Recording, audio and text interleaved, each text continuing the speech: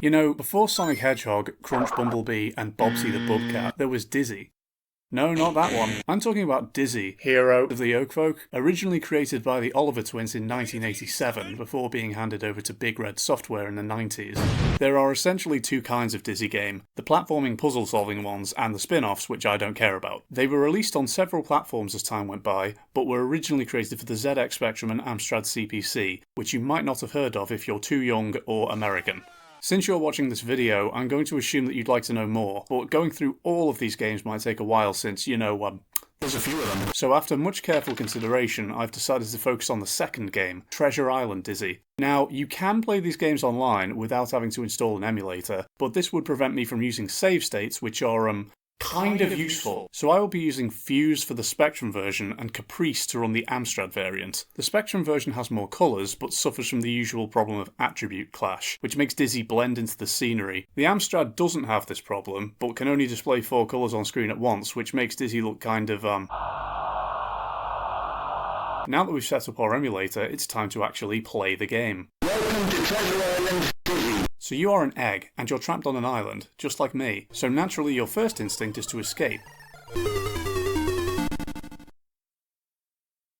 Oh. If you've only heard one thing about this game before, it's probably this. You have 1 life. That means if you make a single mistake, you have to restart the entire game. You may be starting to see why I said that save states are important. So instead, we head left and familiarise ourselves with the inventory system. In the first game, this was very simple. You carried 1 item at a time, and could pick up or drop things by pressing the fire button. From the third game onwards, there was an actual inventory menu, allowing you to carry multiple items which could then be dropped via explicit selection. This game's like an evolutionary stage midway between those two. You have 3 inventory slots, but no actual menu. Instead, pressing the fire button shifts everything up by 1 place. New items appear on the bottom, and are dropped once they scroll off the top.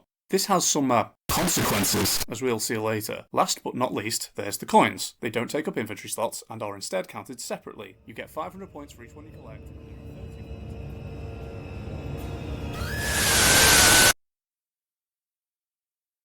So we walk over the bridge to the forest. There's a tube of toothpaste here. I don't know why I'd need that, but this game is all about role-playing as a kleptomaniac, so I'm going to take it anyway. Exploring further, we find a falling cage trap, but honestly, it's pretty easy to avoid. After all, it's not like it's hidden off screen or anything. Climbing up into the trees, we find the most important item in the entire game, the snorkel. With this, we're finally able to go underwater without unaliving ourselves. Welcome to Bikini Bottom, home of jellyfish with hitboxes larger than you might anticipate, and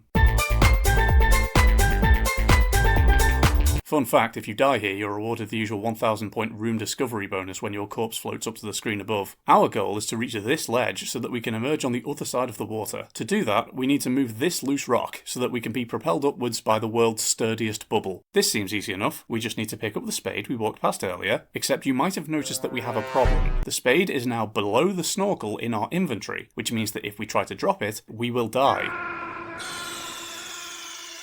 As such, we have to go all the way back to the beach so that we can swap those two things around before heading back into the water again. Do you recall how I said that this inventory system can be problematic? Anyway, having done that, we're now able to continue onwards and upwards to the second island. That's right, there's 2 of them. Proceeding past some more very normal trees, we arrive at the local Tesco. The owner offers to sell us a boat, but why would I need that?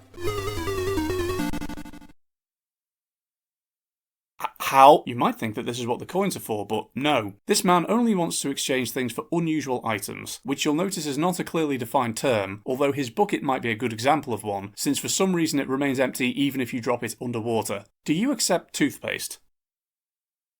The answer is no. So instead, we need to take this axe all the way back to the first island, where we can use it to cut a hole in the bridge and enter a secret underwater cave. It turns out that this island has treasure in it, although I hope you remember to bring the Bible with you, because if you took the time to read this scroll earlier, then you might be aware that grave robbing has some consequences.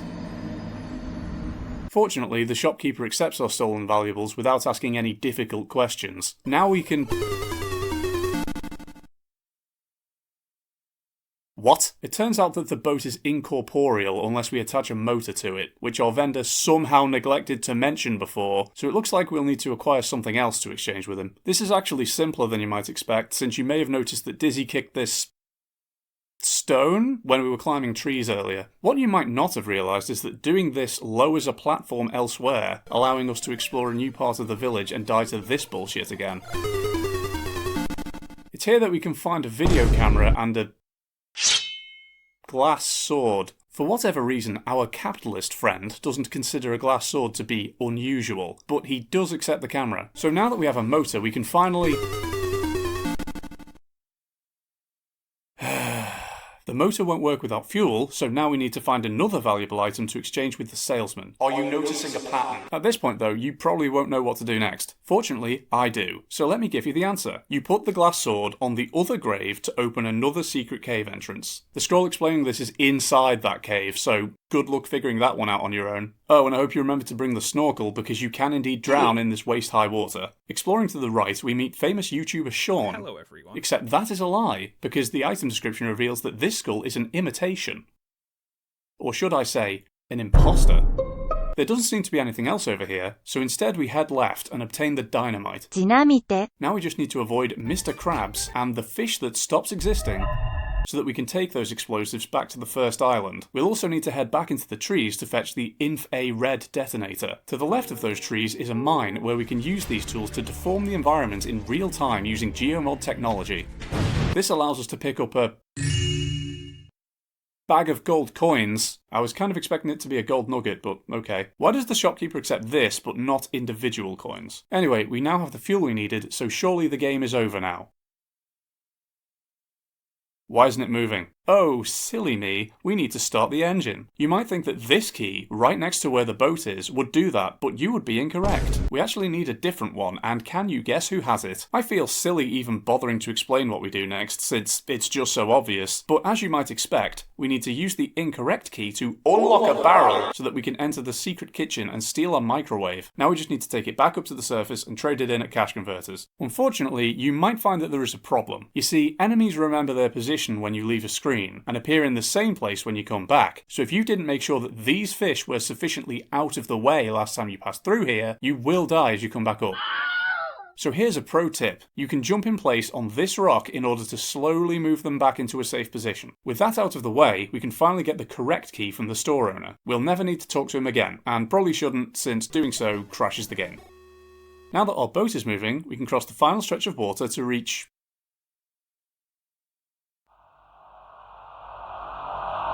Turns out that they won't accept our passport. Fortunately, this familiar-looking border security official is open to bribery, and unlike his twin brother, he does accept coins. So now we just need to find 30 of them. That's every single coin in the game. Now, you may think that this wouldn't be much of a problem, so long as you were paying attention when you went through each area previously, but some coins are literally hidden. For example, can you spot the coin in this screenshot? No, you can't, because it's hidden behind the scenery. You need to move part of the background out of the way in order to reveal it, so have fun pressing the use button on every single part of every single screen if you don't already know where they are. Anyway, you find them all and head back to the guy and the game finally ends. That's it. The game is over. So, funny story, whilst I was finalising the original version of this script, a new extended edition of the game was released. I have actually completed this one as well, but I'm intentionally not spoiling it here in case you were looking for a reason to play the game yourself, despite now knowing nearly everything about the original version. In addition to having new areas, items and puzzles, it also makes two important changes. You now have 3 lives, and the snorkel can no longer be dropped. Also, the shopkeeper doesn't want the bucket anymore, and if you drop it in the ocean...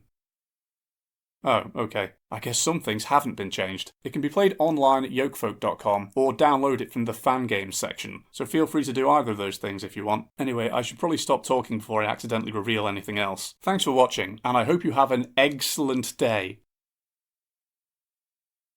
Did you get it? It's because he's an egg.